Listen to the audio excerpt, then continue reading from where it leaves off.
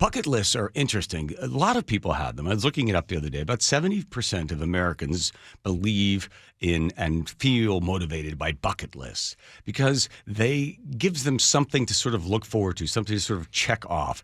But if you talk to philosophers or sociologists, they say they actually are not good for you because what it does is it puts you outside the present.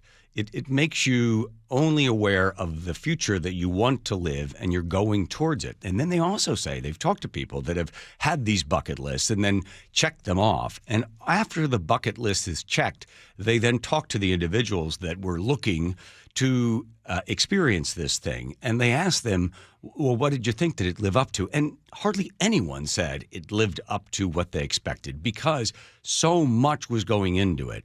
So much was banking on that this was going to be an incredible moment that would be so life-transforming. And so much of the present day was overlooked in order to be able to get to this moment, this bucket list moment that they wanted to have.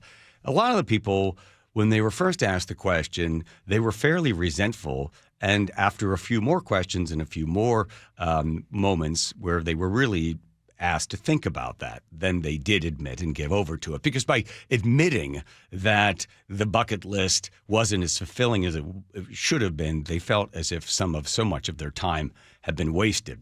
And then I completely checked out on the rest of the show. If you watch the episodes, I think survived because there's like 10 more seasons or something like that. But it made me start to think, and it took me back to, I remember the day that I learned how to tell time.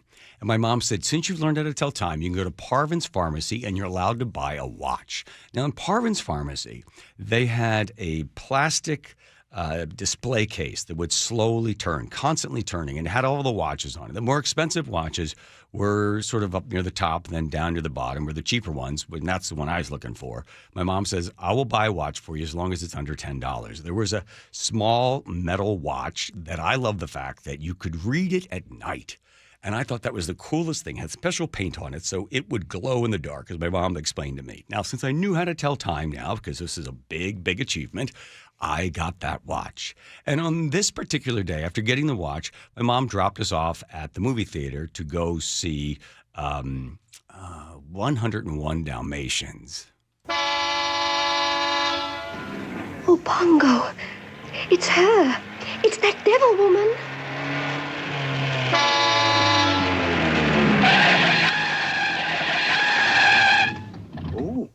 Must be Cruella, your dearly devoted old schoolmate. While I Cruella sat and watched the movie, I was constantly looking at my watch because my mom told me that the movie was going to end at 4:30.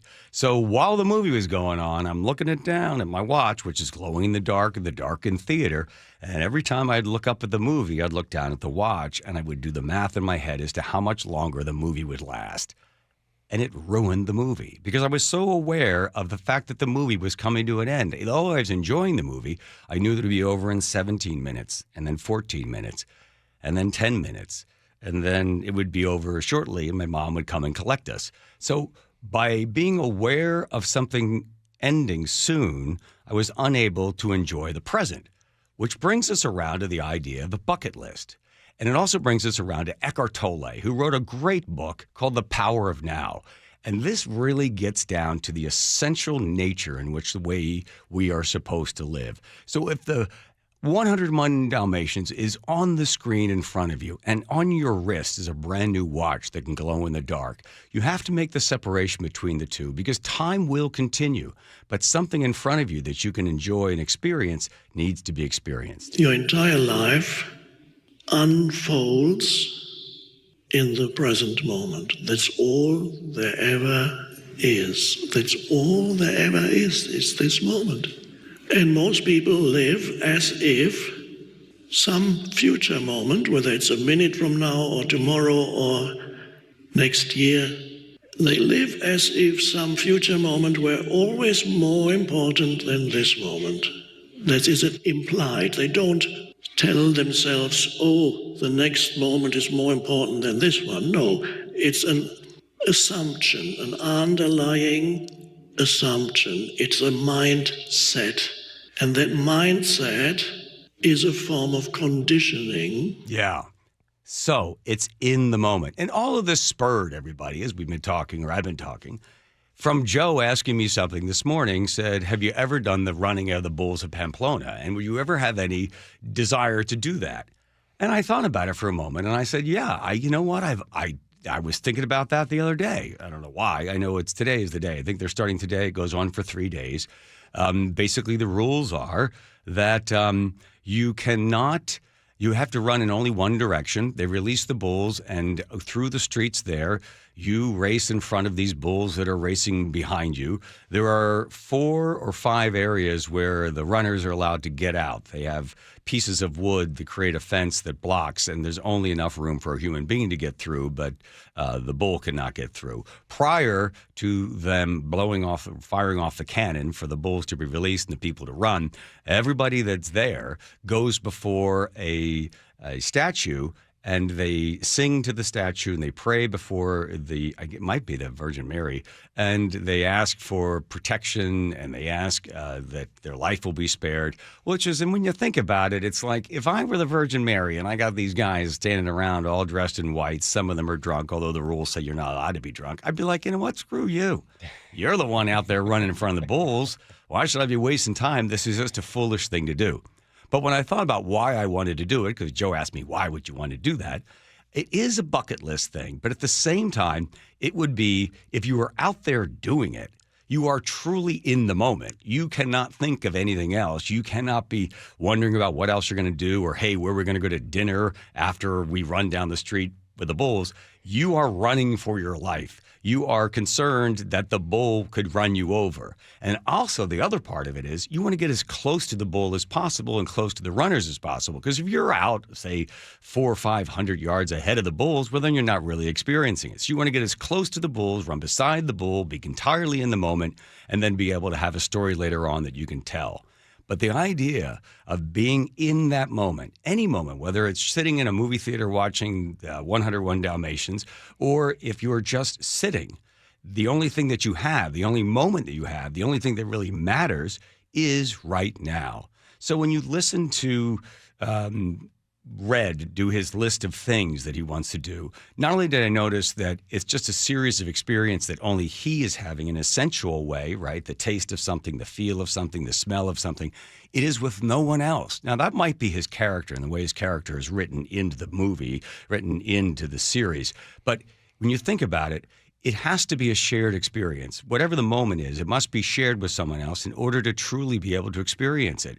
Because if not, it is a selfish experience only among itself. So, as I think about these bucket list things and as I'm growing older, I start to think, how can I experience life with others, to others, in service to others? And finally, I'll end with this. On the refrigerator in the apartment we rent in Seattle, it's a little note, because Nick's aunt turned 81, and it says, in the end, when all of this is over, all that will matter is how we treated one another. I thought, well, that's perfect. That's a great way to think about life, right? Not some list of things you want to do, some mountain you want to climb, or a glass of wine you'd like to consume, but how we experienced our life and shared it with other people. And there you go. So see what you inspired, Joe?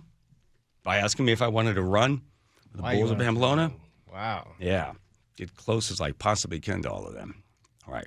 Let's check and see. You know, it'd be a great day for me if we were to get Chris Rakedaw on the phone. Greetings. Oh, who is it? Is that? I'm Chris Rakedaw, Superintendent of Public Schools for the beautiful state of Washington. Oh, yeah. Are we going to debate? Should we debate today? It's not a debate we're going to have today. Oh, too bad. All right. Hello, Chris. All right. Coming up, let's see. We'll talk about the football coach, the monkey, the whole thing turning out to be a complete publicity stunt. But it's something people still talk about today. And also, the state of Washington is now going to be taxing your gold. You go to buy gold, and you're thinking, well, gold's like currency, isn't it? So how can you tax $1? Well, they're going to tax it. Is that guy definitely going to come on? Yes. All right, we'll find out. I'm sure it's not going to be good, because now people are just going to Oregon if they want to buy gold. True. Yep. Or go up to them Dar Hills. Can you buy gold up in them No, Dar Hills? you dig. You dig it down, you dig. That's start right. mining. Pan for it. You're paying for it. And you stick it in your mouth. That's it. You got it. You got it.